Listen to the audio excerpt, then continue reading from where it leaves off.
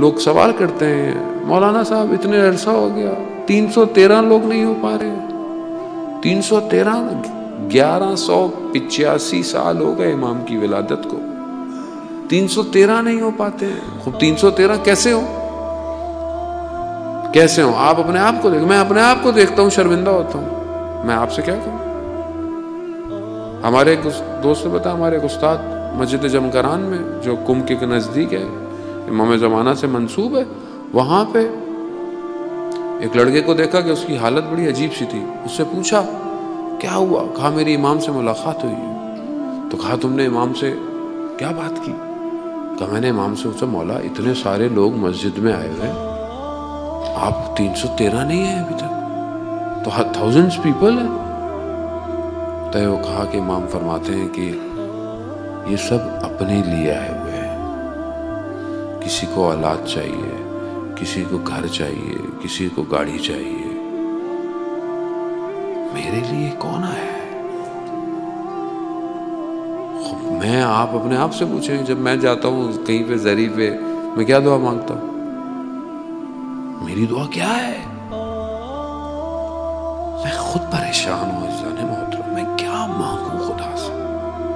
کیونکہ امام میرے لیے امپورٹنٹ نہیں ہے, خدا نخواستہ ہے, ایسا نہیں کہ نہیں ہے, لیکن جس طرح ہونا چاہیے تھا. ہم کیوں کربلا ہر وقت سنتے رہتے ہیں؟ تاکہ ہم یہ دیکھیں جو کربلا میں تھے انہوں نے کہا کہ ہمیں کاٹ دو, ٹکڑے کر دو, لیکن امام حسین ہم آپ کو نہیں چھوڑیں گے. کیوں ہم بار بار کربلا سنتے ہیں؟ اس لیے کہ ہم اپنے آپ کو آمادہ کریں. اب بولیں مولانا صاحب ہمیں تو کوئی پریشانی نہیں, ہم تو خوش ہیں, اچھا کاروبار چل رہا ہے, دکان چل رہی ہے, گھر چل رہا ہے, کیا ضرورت ہے امام زمانہ کی؟ سوال تو یہی ہے کہ مجھے کیا ضرورت ہے امام کی؟ عزیزان محترم, بشریت انتظار کر رہی ہے کہ کوئی آئے جو دنیا کو نجات دے. دنیا میں کتنا ظلم ہو رہا ہے, چاہے وہ مسلمان ہو یا غیر مسلم, اس سے کوئی فرق نہیں پڑتا. دنیا میں ظلم ہو رہا ہے, کتنے ملکوں میں ظلم ہو رہا ہے, کتنے لوگ بھوکے پیاسے ہیں, کتنوں کا حق مارا جا رہا ہے, کتنی پریشانیاں ویسے بھی ہیں. اور اگر خدا نخواستہ یہ سب نہیں بھی ہوں تو مگر آپ کا دل نہیں چاہتا کہ امام آئے؟ کیا میری آنکھیں نہیں چاہتی ہیں کہ دعائے نتبہ میں پڑھتا ہوں متى ترانا ونراقا, کب آپ ہمیں دیکھیں گے اور کب ہم آپ کو دیکھیں گے, کب دیکھیں گے؟ یعنی آنکھیں دیکھنا نہیں چاہتی ہیں کہ ہم دعائے عہد میں ہر روز پڑھتے ہیں اللہم ارنی الطلعة الرشیدہ, کہ وہ درخشندہ پیشانی, وہ چہرہ دکھا, وہ کب دیکھیں گے ہم؟ عزیزان محترم, کبھی ڈھونڈیں امام کو. امام ضروری نہیں کہ آپ کو مسجد میں ملے.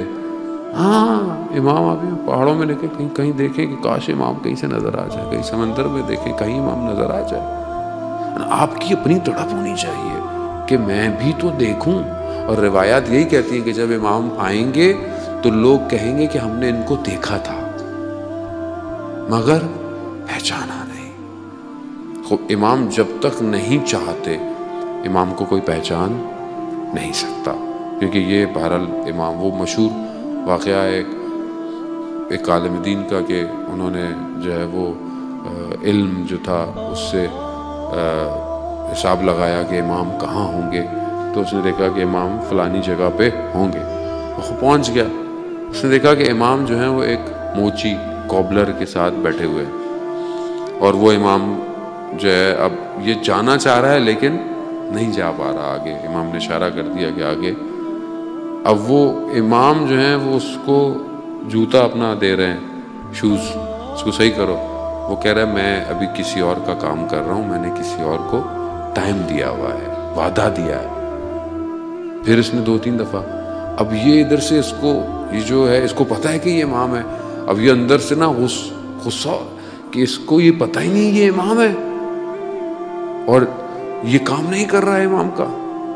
تو وہ موچی نے اس کی طرف دیکھا, اس نے کہا کہ مجھے پتہ ہے امام ہے, اگر میں نے وعدہ دیا ہوا ہے کسی کو. تو امام فرماتے ہیں اپنے وعدوں کے سچے ہو جاؤ, تمہیں ہمیں ڈھونڈنے کی ضرورت نہیں ہے, ہم خود تمہارے پاس آ جائیں گے,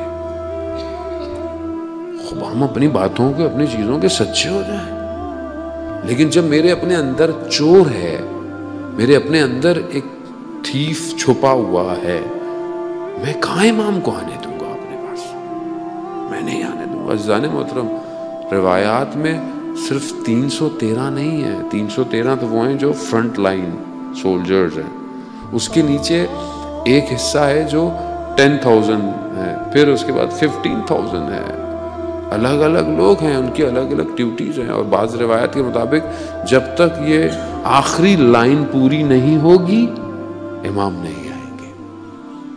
خب یہ وہ 313 تو وہ ہیں جو اشارہ ہوگا مدینہ پہنچ جائیں گے, مکہ پہنچ جائیں گے. امام باقر علیہ السلام ارشاد فرماتے ہیں, اللہم صلی علی محمد.